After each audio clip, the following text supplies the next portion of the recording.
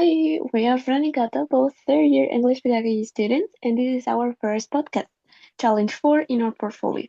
Now we were asked to criticize a lesson plan, in our case, a unit plan, based on the text policy, primary ILT programs, and the propuesta curricular from Mineduc.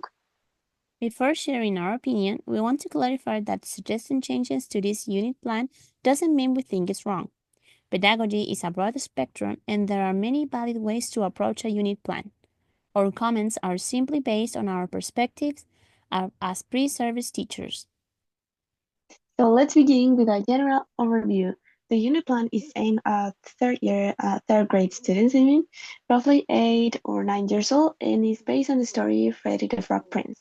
The plan spans 20 hours across 8 weeks, meaning around 2.5 hours of English per week.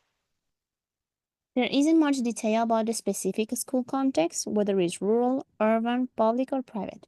But since it follows the national curriculum, we can assume it aligns with the Chilean reality. Moreover, the use of learning objectives within the unit plan clearly shows that it follows the national curriculum proposal, which provides learning objectives that serve as a guide for teachers. This is evident in the plan justification, where the proposed activities are aligned with the objectives, giving the plan clear pedagogical coherence. The plan has a linear structure, starting from basic vocabulary and building up through a pre-reading, let's say, strategies, per discussion, and other comprehension tasks. However, if we analyze it beyond the reading structure and relate it to what Pinter discusses in policy and primary IoT programs, as we mentioned, we can highlight a few things. Pinter talks about the importance of connecting lessons to contextual factors. One is the language setting, and that's clear here through the use of official learning objectives. But the second factor, educational framework, isn't as visible. There is no mention of local materials or resources from the context. It's unclear if the school is in a rural area or not, and that matters since the setting helps us plan with realistic tools in mind.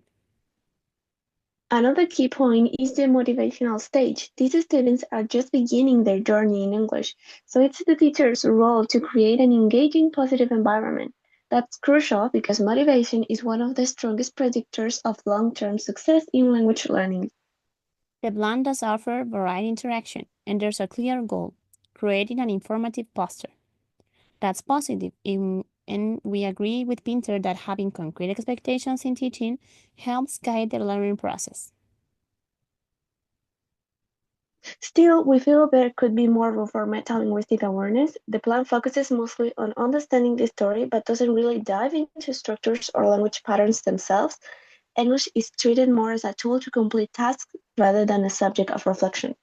Exactly. The vocabulary is useful for comprehension, but we love to see more language work, especially connecting the story to broader language learning, not only producing a few simple sentences that are not actually that simple. For example, integrating CLIL principles could strengthen this link, tying English to language arts by analyzing the text structure and making students aware of how stories work, adapted, of course, to their level. Especially at this age, showing students that understanding sentence structures can unlock many more stories, not just this one, is empowering. That way, English becomes more than just a tool to get through the task, it becomes a window to broader comprehension.